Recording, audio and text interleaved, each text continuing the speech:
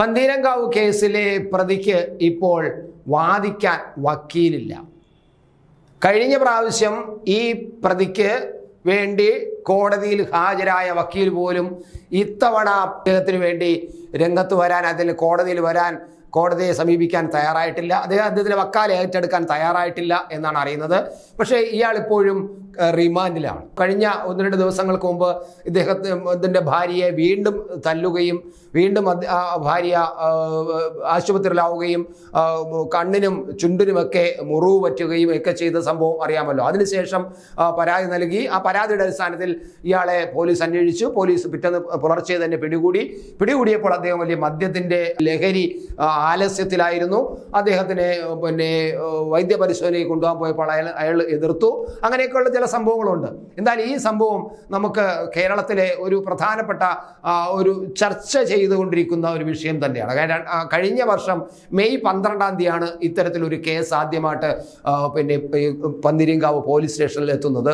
കാരണം കല്യാണം കഴിഞ്ഞിട്ട് ഈ കൊല്ലം സ്വദേശിയായ വധുവിൻ്റെ ബന്ധുക്കൾ കല്യാണം കഴിഞ്ഞ് കോഴിക്കോട്ടുള്ള പന്തീരങ്കാവിൽ ഭർത്താവിൻ്റെ വീട്ടിൽ ചെന്നപ്പോൾ മകൾ, നവവധുവായ മകൾ മർദ്ദനമേറ്റ് അവശയായി നിൽക്കുന്ന കാഴ്ചയാണ് ഈ രക്ഷാകർത്താക്കൾ കാണേണ്ടി വന്നത്.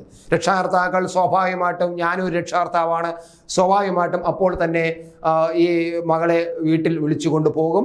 ബാക്കി കാര്യങ്ങൾ നമുക്ക് പിന്നീട് സംസാരിക്കാം, പിന്നീട് ചർച്ച ചെയ്യാം, പിന്നീട് എന്തെങ്കിലും പരിഹരിക്കാം. പക്ഷേ മകളെ ഇപ്പം അങ്ങ് കൊണ്ടുപോകുന്നു പറഞ്ഞ് കൊണ്ടുപോകും. കാരണം നമ്മൾ കണ്ണിലെ കൃഷ്ണമോളെ വളർത്തിയാണ്, പഠിപ്പിച്ച് വളർത്തി എടുത്ത് സമ്പാദിച്ചത് മുഴുവനും മകൾക്ക് വേണ്ടി ഉണ്ടാക്കി വെച്ചിട്ട് അത് സ്വരുക്കൂട്ടി വെച്ച് അതെടുത്ത് അവളെ ഒരു വിവാഹം നടത്തി അവളെ ഒരു നല്ല ജീവിതം കിട്ടണമെന്ന് പറഞ്ഞ് അയക്കുമ്പോൾ ആ വീട്ടിൽ മകൾക്ക് കിട്ടിയത് ഫസ്റ്റ് നൈറ്റിൽ തന്നെ കിട്ടിയത് വളരെ ഗുരുതരമായ മർദ്ദനമാണ്. ഭർത്താവിൽ നിന്ന് കിട്ടിയത് പീഡനമാണ് കിട്ടിയതെന്ന് അറിഞ്ഞാൽ സ്വാഭാവികമായിട്ടും ഒരു രക്ഷാകർത്താവിന് താങ്ങാൻ കഴിയില്ല. അവർ ഈ മകളെ തിരിച്ച് വീട്ടിൽ വിളിച്ചു കൊണ്ടുപോയിട്ട് പരാതി കൊടുക്കാൻ നിർബന്ധിച്ചു. പക്ഷേ അവൾ പരാതി കൊടുക്കാൻ തയ്യാറായിരുന്നില്ല. പിന്നീട് വീട്ടുകാർ കൂടെ നിർദ്ദേശിച്ചനുസരിച്ച് അവൾ പരാതി കൊടുത്തു എന്നുള്ളതാണ് സത്യം. പക്ഷേ ആ പരാതിയുടെ അടിസ്ഥാനത്തിൽ ഇയാളെ പോലീസ് ആ പരാതി അന്ന് അത്ര വലിയ കാര്യമാക്കിയില്ല എന്ന് പറയാൻ ഇതൊരു കുടുംബ വഴക്കാണ്. അതായത് അടികൊണ്ട നവവധു വലിയ പരാതിയില്ല എന്നുള്ള തരത്തിൽ നിൽക്കുമ്പോൾ, വീട്ടുകാർ പരാതിയുമായിട്ട് നിൽക്കുമ്പോൾ, നാളെ ഇതെല്ലാം കൂടെ ഒത്തീർപ്പാക്കും, പിന്നെ പെട്ടുപോകുന്ന പോലീസാണെന്ന് അറിയാവുന്നതുകൊണ്ട് പോലീസ് എന്ത് ചെയ്തു, ഈ കേസ് അത്ര വലിയ താല്പര്യം എടുത്തില്ല. 1-2 ദിവസം കഴിഞ്ഞിട്ട് ഒന്ന് തണുക്കുമോ നോക്കട്ടെ എന്ന് വിചാരിച്ചതായിരിക്കാം. പക്ഷേ പോലീസിനെതിരായിട്ട് വലിയ ആരോപണമായിരുന്നു. പോലീസ് കൃത്യമായിട്ട് ഇടപെട്ടില്ല എന്നൊക്കെ പറഞ്ഞ ആരോപണമായിരുന്നു. 14-ാം തീയതി ആയപ്പോൾ ഇദ്ദേഹം ജർമ്മനിയിലായിരുന്നു ജോലി. ഇയാൾ ജർമ്മനിയിലേക്ക് കടക്കുകയും ചെയ്തു. അങ്ങനെ പ്രതിയായ കേസിൽ കൊടുത്ത് പ്രതിയായിരിക്കുന്ന ഒരാൾ അറസ്റ്റ് ചെയ്യപ്പെടുന്നതിന് മുമ്പ് ഇയാൾ വിദേശത്തേക്ക് കടന്നത് പോലീസിന് ക്ഷീണമായി. അവിടുത്തെ SHO സസ്പെൻഷനിലായി. ഈ ഒരു പോലീസുകാരൻ, സ്റ്റേഷനിൽ ഒരു പോലീസുകാരൻ ഇയാളെ വിദേശത്തേക്ക് കടക്കാൻ സഹായിച്ചു. അതിൻ്റെ ഭാഗമായിട്ട് അയാൾ ഈ കേസിൽ പ്രതിയാവുകയും ചെയ്തു. 2-3 പ്രതി, 1-ാം പ്രതി ഇയാളാണ്. 2-3 പ്രതി സഹോദരിയും അമ്മയുമാണ്. അടുത്ത പ്രതിയായി വരുന്നത് പോലീസുകാരനുമാണ്. അങ്ങനെ പോലീസുകാരനും പ്രതിയായ ഒരു കേസാണ്. ആ കേസ് പിന്നീട് ഈ മകൾ അച്ഛൻ്റെയും അമ്മയുടെയും വീട്ടിൽ നിന്നും ഇറങ്ങിപ്പോയി, നേരെ ഭർത്താവിൻ്റെ വീട്ടിൽ പോയി.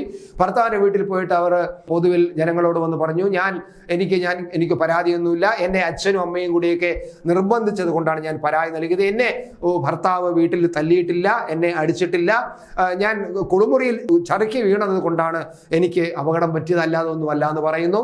പിന്നീട് ഈ ഭർത്താവും ഭാര്യയും കൂടെ ചേർന്നുകൊണ്ട് എന്നെ ഞങ്ങൾക്കെതിരെ കേസ് റദ്ദാക്കണമെന്ന് പറഞ്ഞ് കോടതിയിൽ പോവുകയും കോടതി ഇത് പരിശോധിച്ചിട്ട് നിയമവിദഗ്ധന്മാരുമായിട്ട് സംസാരിച്ചിട്ട് ഇവരൊക്കെ ഒരു കൗൺസിൽ കൊടുക്കുകയും കൗൺസിലിൻ്റെ ഭാഗമായിട്ട് ഇവർ ഞങ്ങൾ ഇനി സന്തോഷമായിട്ട് ജീവിക്കുമെന്നും ഞങ്ങൾക്ക് ഇനി ഒരു പ്രശ്നമില്ല എന്ന് പറയുകയും ചെയ്തു. അച്ഛനും അമ്മയും പറഞ്ഞതുകൊണ്ട് ഞാൻ കേസ് കൊടുത്തതാണ്, എന്നെ തല്ലിയിട്ടില്ല, എന്നെ സ്നേഹിച്ചിട്ടേ ഉള്ളൂ എന്നൊക്കെ പറയുന്നു.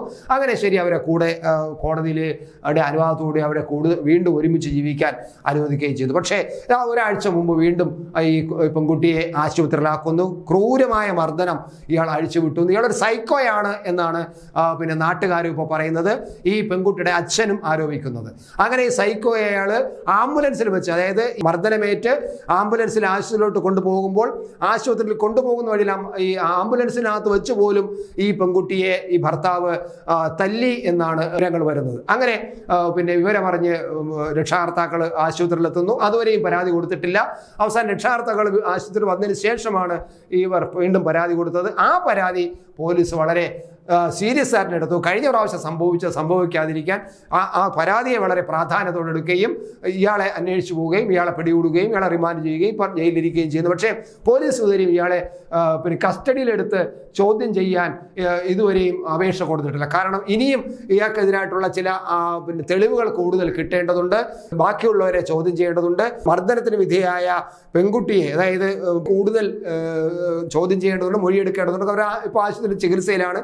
അവരെയും കൂടെ കൂടുതൽ മൊഴിയെടുത്തതിന് ശേഷം പോലീസ് കൂടുതൽ തെളിവുകൾ ഇയാൾക്കെതിരെ കിട്ടിയതിന് ശേഷം ഇയാളെ ചോദ്യം ചെയ്യാൻ കസ്റ്റഡിയിൽ വാങ്ങുകയും കൂടുതൽ കേസുകൾ ചാർജ് ചെയ്ത് ഇയാളെ ഇനി പൂട്ടാനാണ് കേരള പോലീസ് തീരുമാനിച്ചത്. ഇനി പോലീസിന് അബദ്ധം പറ്റരുന്ന തരത്തിൽ പോലീസ് കൂടുതൽ ശക്തമായി പൂട്ടാൻ തന്നെയാണ് തീരുമാനിച്ചിരിക്കുന്നത് എന്ന വിവരമാണ്. അതാണ് ഇപ്പോൾ പന്തീരങ്കാവിൻ്റെ അവസാന കേസുമായി ബന്ധപ്പെട്ട് അവസാനം നടക്കുന്ന. ഒരു വക്കീൽ പോലും അദ്ദേഹത്തിന് വേണ്ടി വാദിക്കാൻ രംഗത്ത് വന്നിട്ടില്ല എന്നതാണ് ഈ കേസിൽ ഇപ്പോഴത്തെ ഏറ്റവും വലിയ പ്രാധാന്യം.